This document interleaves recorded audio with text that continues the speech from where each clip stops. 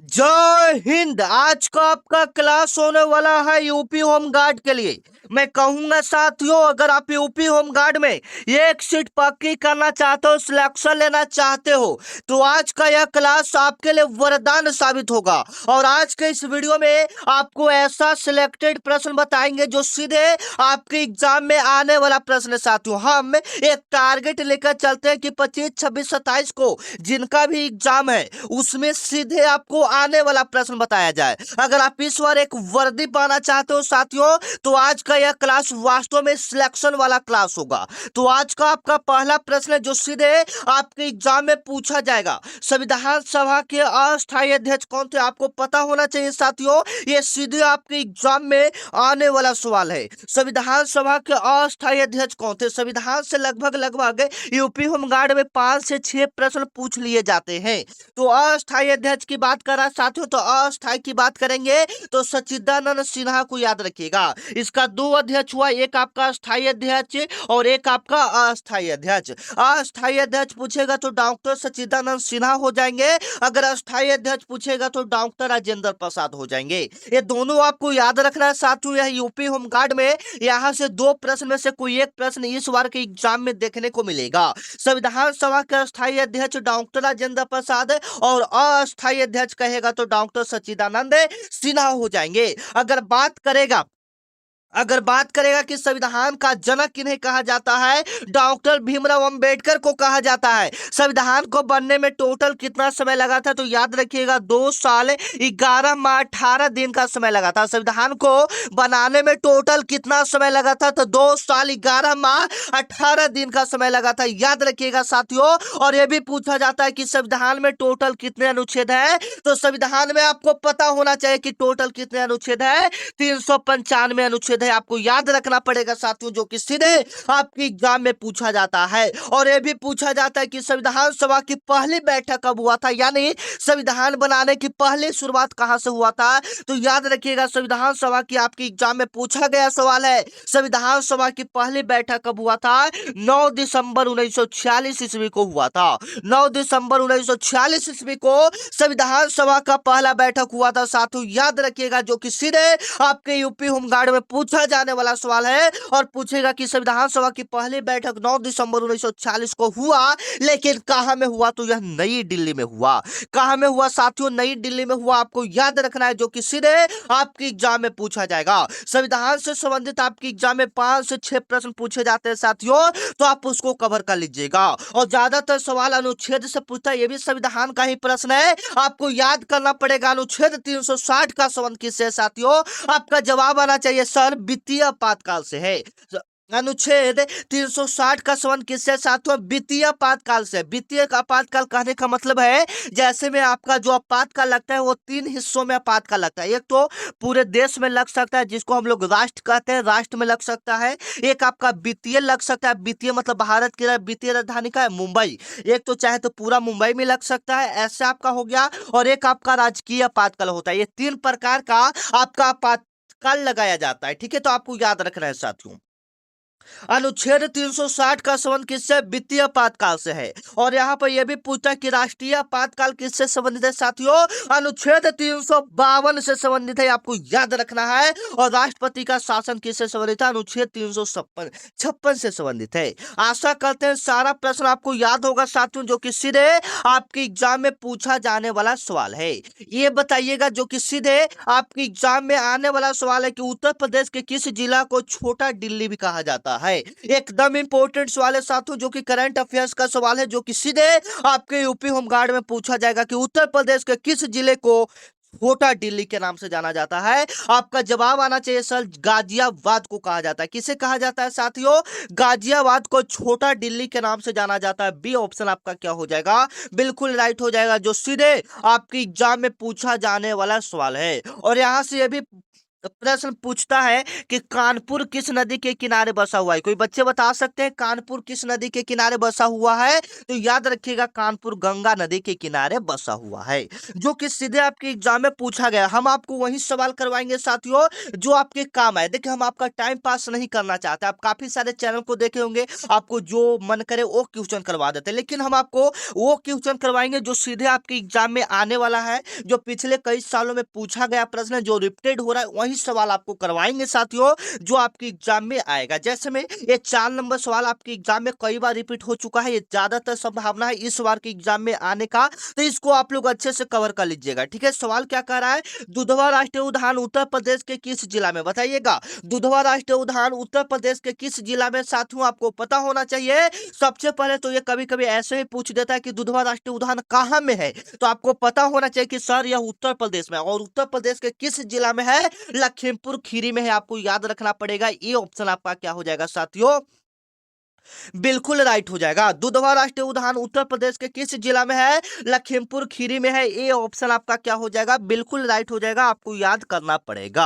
अगला नंबर सवाल है साथियों, उत्तर प्रदेश में टोटल कितने मंडल हैं? ये सवाल आपके एग्जाम में कई बार ऐसे रिपीट हो चुका है साथियों, आपको आना चाहिए उत्तर प्रदेश में टोटल कितने मंडल हैं। तो याद रखिएगा साथियों, टोटल उत्तर प्रदेश में 18 मंडल है। और आप लोग एक बार जिला भी कमेंट कर दीजिएगा कि उत्तर प्रदेश में टोटल कितना जिला है, फटाफट आप लोग कमेंट कर दीजिएगा साथियों। और हम लोग टारगेट लेकर चलेंगे 50 में से कम 35 प्लस प्रश्नों को सही करने का, ठीक है ना। चलिए जवाब दीजिएगा, भारतीय संविधान का जनक किन्हें कहा जाता है? एकदम इंपॉर्टेंट कि भारतीय संविधान का जनक किन्हें कहा जाता है साथियों, आपको जवाब आना चाहिए डॉक्टर B.R. अम्बेडकर, यानी भीमराव अम्बेडकर को संविधान का जनक कहा जाता है। ये सवाल हम आपको पहले ही आपको ऊपर करवा दिए थे कि संविधान सभा का जनक किन्हें कहा जाता है? डॉक्टर भीमराव अम्बेडकर को कहा जाता है। लास्ट में हम आपका स्कोर पूछेंगे कि आपने 50 में कितना प्रश्न को सही किया, और जवाब देते चलिएगा। और पंडित जवाहरलाल नेहरू की बात करेंगे साथियों, तो यह भारत के प्रथम प्रधानमंत्री पंडित जवाहरलाल नेहरू है, आपको याद करना पड़ेगा, जो कि सीधे आपके एग्जाम में पूछा जाएगा। और कभी कभी यह भी पूछा जाता है कि महात्मा गांधी जी का पहला आंदोलन कौन सा था? तो याद रखिएगा साथियों, महात्मा गांधी जी के द्वारा पहला किया गया आंदोलन कौन था? चंपारण आंदोलन था। कौन सा आंदोलन था साथियों? चंपारण आंदोलन था, आपको याद रखना है साथियों, जो कि सीधे आपके यूपी होमगार्ड में पूछा जाएगा। अगला नंबर सवाल की बात करेंगे साथियों, आप यहाँ पर देख सकते हैं, एकदम इंपॉर्टेंट सवाल है। भारत के राष्ट्रपति का कार्यकाल कितने वर्षों का होता है? बताइएगा, हमारे जो प्रेसिडेंट है साथियों, उसका कार्यकाल कितने वर्षों का होता है? आपका जवाब आना चाहिए सर हमें पता है 5 वर्षों का होता है। कार्यकाल कितने वर्षों का होता है? 5 वर्षों का। अगर राज्यसभा का कोई सदस्य व्यक्ति, अगर कोई व्यक्ति राज्यसभा का सदस्य है, तो उसका कार्यकाल कितना वर्षों का होगा साथियों? उसका 1 साल बढ़ जाता है, यानी 6 वर्षों का उसका कार्यकाल हो जाता है। आपको याद होना चाहिए साथियों कि भारत के राष्ट्रपति पूछ दे, मुख्यमंत्री पूछ दे, प्रधानमंत्री पूछ दे, वार्ड पूछ दे, विधायक पूछ दे, उसका कार्यकाल 5 वर्षों का, लेकिन जो राज्यसभा के सदस्य होगा उसका कार्यकाल 6 वर्षों का होगा। जब भी आप राज्यसभा सुनिएगा 6 वर्ष आपके दिमाग में आ जाना चाहिए। उससे पहले अभी तक आप मेरे यूपी होमगार्ड वाले व्हाट्सएप ग्रुप को ज्वाइन नहीं किए साथियों, ज्वाइन कर लेंगे। ज्वाइन करने के फायदे आपके क्या है? जो भी वैकेंसी आएगी सबसे पहले पता चलेगा, जो भी क्लास का PDF रहता है सबसे पहले आपको ग्रुप में डाल दिया जाता है। तो इस नंबर पर आपको यूपी होमगार्ड लिखकर मैसेज करना है साथियों, इस नंबर पर आपको यूपी होमगार्ड लिखकर मैसेज करना है। फिर मेरे तरफ से आपके पास एक यूपी होमगार्ड का लिंक जाएगा, उस लिंक पर क्लिक करेंगे तो आप ग्रुप में जुड़ जाएंगे। आप फायदा होगा कि जो भी आपका वैकेंसी आएगी, जो भी PDF रहेगा, जो भी इंपॉर्टेंट क्वेश्चन रहेगा, सारा ग्रुप में डाला जाता है, ठीक है ना। आज सबसे पहले तो क्लास होगा तो आपको पहले पता चलेगा, ठीक है। सूचना का अधिकार RTI अधिनियम किस वर्ष पारित हुआ था साथियों? बताइएगा। तो ये पारित हुआ था 2005 ईस्वी में। कब पारित हुआ था? 2005 ईस्वी में। सूचना का अधिकार कहने का मतलब है सभी को अधिकार है कि कोई काम हो रहा है, जैसे सरकार का कोई काम हो रहा है तो आप उसका जानकारी ले सकते हैं, सभी व्यक्ति का अधिकार है, उसी को सूचना अधिकार RTI अधिनियम कहा जाता है। यह 2005 में पारित किया गया था। आप याद रखिएगा, सूचना का अधिकार अधिनियम कब पारित किया गया था? 2005 ईस्वी में पारित किया गया था। संविधान का प्रश्न है साथियों, जो मौलिक कर्तव्य है वह किस देश के संविधान से लिया गया है? जो हमारा संविधान में मौलिक कर्तव्य है वह किस देश के संविधान से लिया गया है साथियों? बताइएगा, जो कि सीधे आपकी एग्जाम में पूछा जाने वाला सवाल है। तो यह रूस देश के संविधान से लिया गया है, आप याद रखिएगा। B ऑप्शन आपका क्या हो जाएगा? बिल्कुल राइट हो जाएगा। 10 नंबर 10 नंबर आपका सवाल है साथियों, लोकसभा का सदस्य बनने के लिए न्यूनतम आयु क्या होना चाहिए? 10 नंबर आपका सवाल है कि लोकसभा का सदस्य अगर आपको बनना है साथियों, तो आपका न्यूनतम आयु कितना होना चाहिए? आपको पता होना चाहिए सर, 25 वर्ष होना चाहिए। न्यूनतम आयु कितना होना चाहिए? 25 वर्ष होना चाहिए। सी ऑप्शन आपका क्या हो जाएगा? बिल्कुल राइट हो जाएगा। लोकसभा का सदस्य बनने के लिए न्यूनतम आयु कितना होना चाहिए साथियों? 25 वर्ष होना चाहिए। और मतदान देने के लिए न्यूनतम आयु अब कितना होना चाहिए? पहले तो 21 वर्ष था, लेकिन अब इसको घटाकर 18 वर्ष कर दिया गया है। ठीक है ना, आपको याद रखना है साथियों, जो कि सीधे आपकी एग्जाम में पूछा जाएगा। और अभी तक आप लोग चैनल को सब्सक्राइब नहीं किए हैं, चैनल को सब्सक्राइब कर लीजिएगा साथियों, क्योंकि यहाँ पर डेली आपको यूपी होमगार्ड का क्लास करवाया जाएगा। जब तक आपका एग्जाम खत्म नहीं हो जाएगा, डेली आपको हम क्लास करवाएंगे, वही क्लास करवाएंगे जो सीधे आपकी एग्जाम में पूछा जाएगा। ठीक है, तो चैनल को आप लोग सब्सक्राइब कर लीजिएगा, क्योंकि यह एक बड़े भैया का चैनल है, आपके बड़े भैया का मान का चैनल है। यहाँ पर डेली आपका सभी चीज का पढ़ाई करवाया जाता है, जैसे में रेलवे ग्रुप डी हो गया, ये सारा क्लास आपको यहाँ पर करवाया जाता है। तो आप चैनल को सब्सक्राइब कर सकते हैं। ठीक है ना, चलिए, जालियांवाला बाग हत्याकांड कब हुआ था साथियों? बताइएगा, एकदम इंपॉर्टेंट है। जालियांवाला बाग जो हत्याकांड हुआ था, वह हुआ था 13 अप्रैल 1919 ईस्वी को। जालियांवाला बाग हत्याकांड कब हुआ था? 13 अप्रैल 1919 ईस्वी को आपका जालियांवाला बाग हत्याकांड हुआ था साथियों, याद रखिएगा, जो कि सीधे आपके यूपी होमगार्ड में आने वाला प्रश्न है कि जालियांवाला बाग हत्याकांड कब हुआ था? 13 अप्रैल 1919 ईस्वी को पंजाब के अमृतसर में हुआ था। पंजाब के अमृतसर के जालियांवाला बाग में यह घटना हुआ था। अगला नंबर सवाल क्या कह रहा है? लोधी वंश का संस्थापक कौन था? एकदम इंपॉर्टेंट सवाल है साथियों, बताइएगा, लोधी वंश का संस्थापक कौन था? आपको पता होना चाहिए, लोधी वंश का संस्थापक कौन था? सभी बच्चे का जवाब आ रहा है बहलोल लोधी। बहलोल लोधी बिल्कुल सही है साथियों, आपका जवाब लोधी वंश का संस्थापक है बहलोल लोधी। 13 नंबर आपका सवाल है, जवाब दीजिएगा, सौर मंडल का सबसे बड़ा ग्रह कौन सा है?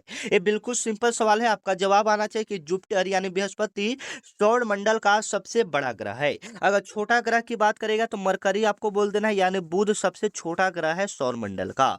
लाल ग्रह की बात करेगा या गुलाबी ग्रह की बात करेगा तो मंगल को, हाँ, ऐसा कौन सा ग्रह है जिस पर जीवन यापन होता है? तो पृथ्वी है साथियों, आप याद रखिएगा, जो कि सीधे आपकी एग्जाम में आने वाला सवाल है। हीराकुंड बांध किस नदी पर बना है? बच्चे बिल्कुल राइट आंसर इसका दे रहे हैं सर, हीराकुंड जो बांध है यह महानदी पर बना हुआ है।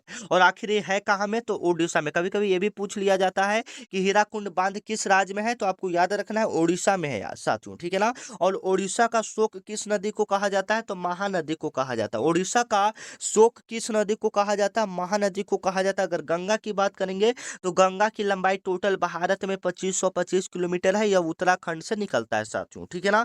चलिए, 15 नंबर आपका सवाल है साथियों, जो कि सीधे आपके एग्जाम में आने वाला सवाल है कि प्रथम विश्व युद्ध का शुरुआत कब हुआ था? बताइएगा साथियों, 15 नंबर आपका सवाल है, प्रथम विश्व युद्ध का शुरुआत कब हुआ था? प्रथम विश्व युद्ध का शुरुआत जो हुआ था वह आपका हुआ था 1914 ईस्वी में। प्रथम विश्व युद्ध का शुरुआत कब हुआ था? 1914 ईस्वी में हुआ था, आप याद रखिएगा साथियों, जो कि सीधे आपकी यूपी होमगार्ड में आने वाला सवाल है कि प्रथम विश्व युद्ध का शुरुआत 1914 में हुआ था और कब तक चला था? तो 1918 ईस्वी तक चला था। 1914 से 1918 ईस्वी तक प्रथम विश्व युद्ध चला था साथियों, याद रखना है, ठीक है ना। अब हम लोग कुछ साइंस के प्रश्न को कर लेते हैं, जो आपके एग्जाम में आने वाला सवाल है। मानव शरीर की सबसे बड़ी हड्डी कौन सा है? आपका जवाब आना चाहिए सर, उसको हम लोग फीमर कहते हैं, यानी जांग का हड्डी। और स्टेपिज किसको कहते हैं? स्टेपिज मतलब आप लोग समझ रहे हैं साथियों, कान की हड्डी होती है, ये सबसे छोटी हड्डी होती है, सबसे बड़ी हड्डी फीमर होती है, ठीक है ना। चलिए, 17 नंबर आपका सवाल है, विटामिन सी का सबसे अच्छा स्रोत क्या है साथियों? जवाब आना चाहिए, विटामिन सी का सबसे अच्छा स्रोत क्या है? तो आंवला हो जाएगा। सबसे ज्यादा विटामिन सी किस में पाया जाता है साथियों? आंवला में पाया जाता है। सी ऑप्शन आपका क्या हो जाएगा? बिल्कुल राइट हो जाएगा, जो सीधे आपके एग्जाम में पूछा जाने वाला सवाल है। अगला नंबर सवाल क्या कर रहा है? पानी का रासायनिक सूत्र क्या होता है साथियों? आप सभी को पता होना चाहिए कि सर, पानी का रासायनिक सूत्र, पहले आप लोग जवाब दीजिए, ठीक है। पानी का रासायनिक सूत्र क्या होता है? H2O होता है, जिसे हम लोग हाइड्रोजन ऑक्साइड भी कहते हैं। पानी का रासायनिक सूत्र क्या होता है? H2O होता है, जिसे हाइड्रोजन ऑक्साइड भी कहते हैं। अगला नंबर सवाल है, प्रकाश वर्ष किसकी इकाई है? बताइएगा, प्रकाश वर्ष किसकी इकाई है साथियों? तो यह हो जाएगा दूरी का। प्रकाश वर्ष किसका इकाई है? तो यह आपका दूरी का है साथियों। बी ऑप्शन आपका क्या हो जाएगा? बिल्कुल राइट हो जाएगा। प्रकाश वर्ष किसकी इकाई है साथियों? तो यह आपका दूरी का है, जो कि सीधे आपके एग्जाम में आने वाला सवाल है। इस साइंस में ऐसा ही सवाल आपके एग्जाम में भी पूछा जाएगा, तो आप टेंशन मत लीजिएगा, ठीक है ना। चलिए, वायुमंडल में ऑक्सीजन का प्रतिशत कितना है साथियों? वायुमंडल में ऑक्सीजन का प्रतिशत कितना है साथियों? आपको आना चाहिए कि सर वायुमंडल में ऑक्सीजन हमारा 21% है। अब 78% क्या है सर? तो 78% आपका नाइट्रोजन है। 78% आपका क्या है? नाइट्रोजन है। अगर कार्बन डाइऑक्साइड की बात करेंगे तो 0.003% आपका क्या है साथियों? कार्बन डाइऑक्साइड है। क्या है? कार्बन डाइऑक्साइड है। ठीक है, चलिए अगला नंबर सवाल है कि सफेद हाथियों का देश किसे कहा जाता है? बताइएगा। 21 नंबर आपका सवाल है।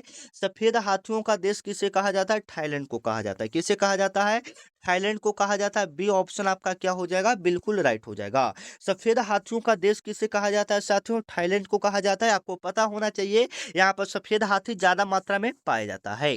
अगला नंबर सवाल है इसरो का मुख्यालय कहाँ है? फटाफट थोड़ा सा जवाब आप लोग दीजिएगा। इसरो का मुख्यालय कहाँ है? तो बेंगलुरु में है। सी ऑप्शन आपका क्या हो जाएगा? बिल्कुल राइट हो जाएगा। ठीक है ना? चलिए अगला नंबर सवाल देखिएगा, थोड़ा सा इंपॉर्टेंट है साथियों। भारत रत्न पाने वाले प्रथम भारतीय कौन थे? आपका जवाब आना चाहिए। भारत रत्न पाने वाले प्रथम भारतीय कौन थे? तो बिल्कुल राइट हो जाएगा। सीवी रमन भी को ये भी पहले भारतीय थे, डॉक्टर एस राधाकृष्ण भी, और उपयुक्त तो सभी यानी 1954 में सभी को भारतीय रत्न भारत रत्न मिला था, और ये सभी भारतीय व्यक्ति थे। ठीक है ना? तो आप याद रखिएगा 1954 में। ठीक है, उपयुक्त तो सभी आपका हो जाएगा। राष्ट्रीय खेल दिवस कब मनाया जाता है? यह आपका यूपी होमगार्ड में आने वाला सवाल है साथियों। राष्ट्रीय खेल दिवस कब मनाया जाता है? 29 अगस्त को मनाया जाता है। बी ऑप्शन आपका क्या हो जाएगा? बिल्कुल राइट हो जाएगा साथियों, जो कि सीधे आपके एग्जाम में पूछा जाने वाला सवाल है। ठीक है ना? और दिवस से और भी प्रश्न पूछा जाता है, जैसे में 22 मार्च को क्या मनाया जाता है? तो बिहार दिवस हो गया। उसी प्रकार से यूपी होमगार्ड दिवस कब मनाया जाता है? तो 24 जनवरी को यूपी होमगार्ड दिवस मनाते हैं साथियों। ठीक है ना? चलिए कंप्यूटर का मस्तिष्क किसे कहा जाता है? बताइएगा, एकदम इंपॉर्टेंट है। कंप्यूटर का मस्तिष्क किसे कहा जाता है साथियों? बिल्कुल आपका जवाब आना चाहिए सर। कंप्यूटर का मस्तिष्क सीपीयू को कहते हैं। किसको कहते हैं? सीपीयू को कहते हैं, यानी सेंट्रल प्रोसेसिंग यूनिट। सीपीयू को कहते हैं, आप याद रखिएगा। कंप्यूटर का मस्तिष्क किसको कहते हैं? सीपीयू को, सेंट्रल प्रोसेसिंग यूनिट। 26 नंबर आपका सवाल है। क्षेत्रफल की दृष्टि से भारत का सबसे बड़ा राज्य कौन सा है? क्षेत्रफल की दृष्टि से भारत का सबसे बड़ा राज्य कौन सा है साथियों? याद रखिएगा, राजस्थान। क्षेत्रफल की दृष्टि से भारत का सबसे बड़ा राज्य कौन सा है? राजस्थान। सी ऑप्शन आपका क्या हो जाएगा? बिल्कुल राइट हो जाएगा। 27 नंबर आपका सवाल है साथियों, भाखड़ा नागल बांध। भाखड़ा नागल बांध किस नदी पर स्थित है साथियों? जो कि सीधे आपके एग्जाम में आने वाला सवाल है। तो भाखड़ा नागल बांध यह जो है बाबू सतलुज नदी पर बना हुआ है। ए ऑप्शन आपका क्या हो जाएगा? बिल्कुल राइट हो जाएगा साथियों। ठीक है ना? आपको याद रखना है, ये सारे प्रश्न आपकी एग्जाम में आने वाला सवाल है। अगला नंबर सवाल है, पिंक सिटी यानी गुलाबी शहर किसे कहा जाता है? गुलाबी शहर के नाम से हम लोग किनको जानते हैं साथियों? तो जयपुर को जानते हैं। गुलाबी शहर के नाम से हम लोग किनको जानते हैं साथियों? जयपुर को जानते हैं। बी ऑप्शन आपका क्या हो जाएगा? बिल्कुल राइट हो जाएगा। गुलाबी शहर के नाम से हम लोग किनको जानते हैं साथियों? जयपुर को जानते हैं। ठीक है ना? बी ऑप्शन आपका क्या हो जाएगा? बिल्कुल राइट हो जाएगा। ठीक है, चलिए 29 नंबर सवाल को देखते हैं, जो कि सीधे आपके एग्जाम में आने वाला सवाल है। भारत का केंद्रीय बैंक कौन सा है? भारत का केंद्रीय बैंक कौन सा साथियों? आपको पता होना चाहिए। आरबीआई। भारत का केंद्रीय बैंक कौन सा साथियों? आरबीआई है। ठीक है ना? जहां पर पैसा छापने का काम किया जाता है, और इसका स्थापना 1935 ईस्वी में किया गया था। इसका स्थापना कब हुआ था? 1935 ईस्वी में। और इसका राष्ट्रीयकरण की बात करेंगे तो 1949 ईस्वी में इसका राष्ट्रीयकरण हुआ था, और इसका मुख्यालय आपका बम्बई में था। ठीक है, चलिए श्वेत क्रांति व्हाइट रेवोल्यूशन का संबंध किससे साथियों? श्वेत क्रांति क्या हो जाएगा सर? बताइए। श्वेत क्रांति का संबंध किससे हो जाएगा? बिल्कुल राइट आंसर आ रहा है सर। श्वेत क्रांति का संबंध दूध उत्पादन से। बिल्कुल सही है बाबू। श्वेत क्रांति का संबंध किससे हो जाएगा? दूध उत्पादन से। अगर हरित क्रांति पूछेगा तो फसल से हो जाएगा। नीली क्रांति पूछेगा तो मछली उत्पादन से हो जाएगा। ठीक है ना? ये चारों आपको याद रखना है, आपकी एग्जाम में आने वाला सवाल है। अगला नंबर सवाल क्या करा है? उत्तर प्रदेश पुलिस का मुख्यालय कहाँ अवस्थित है? उत्तर प्रदेश पुलिस का मुख्यालय कहाँ अवस्थित है साथियों? ये आपका लखनऊ में हो जाएगा। बी ऑप्शन आपका क्या हो जाएगा? बिल्कुल राइट हो जाएगा, जो सीधे आपकी एग्जाम में आने वाला सवाल है कि उत्तर प्रदेश पुलिस का मुख्यालय कहाँ स्थित है साथियों? लखनऊ में स्थित है। ठीक है ना? चलिए यूपी पुलिस का नारा क्या है? यूपी पुलिस का मोटो क्या है? उसका नारा क्या है साथियों? तो सुरक्षा आपकी संकल्प हमारा। सुरक्षा आपकी संकल्प हमारा, यही नारा है यूपी पुलिस का। ठीक है ना? चलिए 33 नंबर आपका सवाल है, उत्तर प्रदेश में डायल 112 सेवा का मुख्य उद्देश्य क्या है साथियों? उत्तर प्रदेश में डायल 112 सेवा का मुख्य उद्देश्य क्या है साथियों? आपका जवाब आना चाहिए आपातकालीन सहायता। क्या हो जाएगा, आपातकालीन सहायता हो जाएगा। बी ऑप्शन आपका क्या हो जाएगा साथियों, बिल्कुल राइट हो जाएगा। उत्तर प्रदेश में डायल 112 सेवा का मुख्य उद्देश्य क्या है, आपातकालीन सहायता। ठीक है, आपको याद रखना है। चलिए 34 नंबर आपका सवाल है, पुलिस विभाग में सबसे ऊंचा पद कौन सा होता है, बताइएगा साथियों। पुलिस विभाग में सबसे ऊंचा पद कौन सा होता है साथियों, आपका जवाब आना चाहिए सर डीजीपी होता है। पुलिस विभाग में सबसे ऊंचा पद क्या होता है, डीजीपी होता है। डीजीपी होता है, आपको भी पता होना चाहिए। चलिए, और सबसे कम पर अगर बात करेंगे तो कांस्टेबल होता है। अगला नंबर सवाल है कि भारत के वर्तमान गृह मंत्री कौन है साथियों, बताइएगा भारत के वर्तमान गृह मंत्री कौन है साथियों। तो सभी बच्चे को पता है, अमित शाह। अमित शाह, बी ऑप्शन आपका क्या हो जाएगा, बिल्कुल राइट हो जाएगा, जो कि सीधे आपकी एग्जाम में आने वाला सवाल है। वायु में सबसे अधिक मात्रा में कौन सी गैस पाई जाती है साथियों, आपका जवाब आना चाहिए कि सर वायुमंडल में सबसे ज्यादा हमारा नाइट्रोजन पाया जाता है 78%। नाइट्रोजन कितना पाया जाता है, 78%। इससे ज्यादा कोई भी गैस आपका वायुमंडल में नहीं पाया जाता है। ठीक है, आपको याद रखना है। चलिए, सौर मंडल का सबसे छोटा ग्रह कौन सा साथियों, एकदम इंपॉर्टेंट है। सौर मंडल का सबसे छोटा ग्रह की बात करेंगे तो बुध हो जाएगा। सौर मंडल का सबसे छोटा ग्रह कौन सा हो जाएगा साथियों, बुध हो जाएगा। ठीक है ना। चलिए 38 नंबर आपका सवाल है कि इंसुलिन की कमी से कौन सा रोग होता है, आपका जवाब आना चाहिए सर इंसुलिन की कमी से मधुमेह यानी डायबिटीज होता है। क्या होता है, मधुमेह यानी डायबिटीज होता है। सी ऑप्शन आपका इसका क्या हो जाएगा, बिल्कुल राइट हो जाएगा। चलिए 39 नंबर आपका सवाल है, आपका जवाब आना चाहिए विश्व का सबसे बड़ा महासागर कौन सा है। ये काफी इंपॉर्टेंट है, आपकी एग्जाम में आ सकता है, तो आप याद रखिएगा सर प्रशांत महासागर है। और सबसे छोटा कहेगा तो आर्कटिक महासागर आपका हो जाता है। ठीक है, अगर प्रशांत महासागर की क्षेत्रफल की बात करेंगे तो 16 करोड़ 53 लाख वर्ग किलोमीटर है। चलिए, और WWW का पूर्ण रूप क्या होता है, फुल फॉर्म क्या होता है, ये सवाल आपकी एग्जाम में एक बार पूछा जा चुका है। ठीक है, तो आप कवर कीजिएगा, वर्ल्ड वाइड वेब होता है। वर्ल्ड वाइड वेब होता है, ये ऑप्शन आपका क्या हो जाएगा, बिल्कुल राइट हो जाएगा। WW का पूर्ण रूप क्या होता है, वर्ल्ड वाइड वेब होता है। 41 नंबर आपका सवाल है साथियों, भगवान बुद्ध ने अपना पहला उपदेश कहाँ दिया था, बताइएगा। भगवान बुद्ध ने अपना पहला उपदेश कहाँ में दिया था, तो सारनाथ में दिए थे। आप सभी को पता होना चाहिए। सी ऑप्शन आपका क्या हो जाएगा, बिल्कुल राइट हो जाएगा। भगवान बुद्ध ने अपना पहला उपदेश कहाँ में दिया था, तो आप याद रखिएगा साथियों, सारनाथ में। ठीक है, चलिए 42 नंबर आपका सवाल है, भारत का लौह पुरुष किसे कहा जाता है। आप सभी को पता है, सरदार वल्लभ भाई पटेल को लौह पुरुष के नाम से जाना जाता है साथियों। ठीक है ना। चलिए, आगरा का लाल किला किसने बनवाया था, एकदम इंपॉर्टेंट सवाल है। आगरा का लाल किला किसने बनाया था साथियों, तो आपका जवाब आना चाहिए अकबर। किसने बनाया था, अकबर। बी ऑप्शन आपका क्या हो जाएगा, बिल्कुल राइट।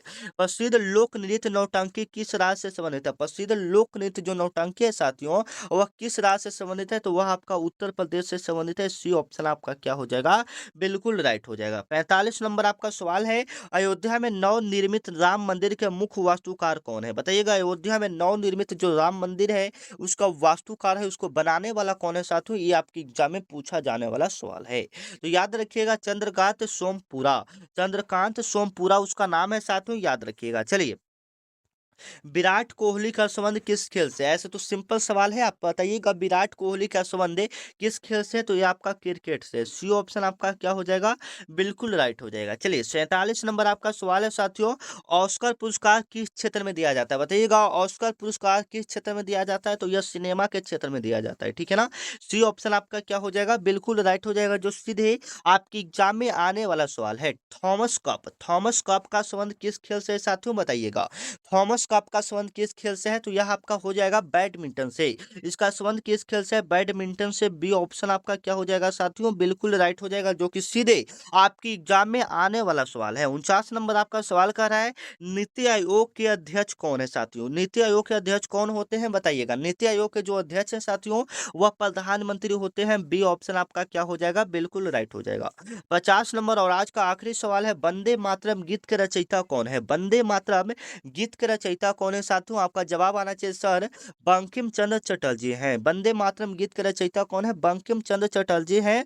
अगर जन गण मन की यहाँ पर बात करेगा, जन गण मन की बात करेगा, जन गण मन की बात करेगा तो वो आपका रविन्द्रनाथ टैगोर हो जाएंगे। जनगण मन की बात करेगा तो कौन हो जाएंगे साथियों? रविन्द्रनाथ टैगोर हो जाएंगे। आपको याद रखना है, जो कि सीधे आपके यूपी होमगार्ड में ही आने वाला सवाल है साथियों। ठीक है, मैं तो कहूंगा ये सारा प्रश्न आप अच्छे से याद कर लेना, आपके एग्जाम में सारा प्रश्न आएगा। तो एक बार आप लोग अपना स्कोर बता दीजिएगा कमेंट में, एक बार अपना स्कोर सभी कोई बता देगा कि आपका स्कोर कितना हुआ। ठीक है, मैं तो कहूंगा सारा प्रश्न आपके एग्जाम के लिए एकदम इंपॉर्टेंट था। तो 50 में से कम अगर 33 प्लस भी प्रश्न आपका सही हुआ है साथियों, आप बहुत ही मेहनत कर रहे हो। ठीक है ना, मिलते हैं नेक्स्ट वीडियो में, तब तक के लिए जय हिंद। इसका पीडीएफ चाहिए तो डिस्क्रिप्शन में आपका लिंक दिया हुआ है, टेलीग्राम व्हाट्सएप ग्रुप सभी में जाकर आप ज्वाइन कर सकते हैं। ठीक है, तब तक के लिए जय हिंद, जय हिंद, जय भारत, जय हिंद, जय भारत।